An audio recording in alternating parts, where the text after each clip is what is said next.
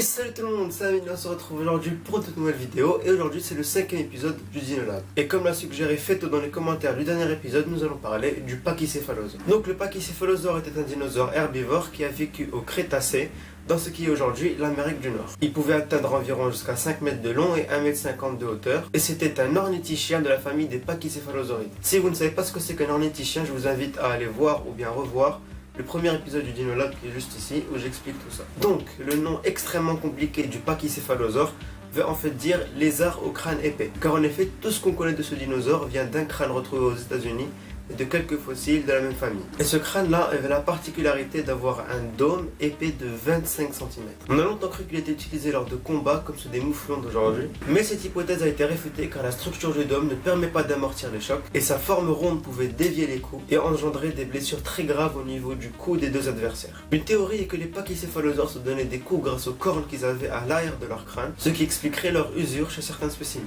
Maintenant parlons de la croissance de ce dinosaure, qui est un sujet qui a fait polémique il y a quelques années et qui a remis en question l'existence même d'un bon nombre de dinosaures. Tout d'abord prenons le Stygimoloch et le Dracorex, qui sont deux pachycéphalosauridés un peu plus petits que le pachycéphalosaure et qui lui ressemblent beaucoup, un peu trop même. Et c'est exactement ce que le paléontologue Jack Horner a montré lors de la réunion annuelle de la Société de paléontologie des vertébrés en 2007. Il a tout d'abord remarqué que les cornes des trois espèces étaient organisées suivant le même schéma. De plus, ces trois espèces vivaient à la même période au même endroit. Et grâce à une multitude d'autres preuves, il a démontré que le Dracorex et le Stygimoloch étaient des formes juvéniles du pachycéphalosaure. Lors de sa jeunesse, il est sans dôme et avec de longues cornes. En grandissant, il commence à perdre ses cornes et son dôme commence à se développer. Et à l'âge adulte, ses cornes sont devenues rondes et son dôme s'est complètement développé. Voilà, donc en conclusion, le pachycéphalosaure est un dinosaure très intéressant et très particulier, qui cache encore beaucoup de mystères et qui n'est pas prêt d'arrêter de nous surprendre. Voilà, donc merci d'avoir regardé la vidéo, j'espère que vous l'avez apprécié. N'oubliez surtout pas de me donner des suggestions pour le prochain épisode dans les commentaires. Voilà, donc si vous avez apprécié la vidéo, n'hésitez pas à l'aimer,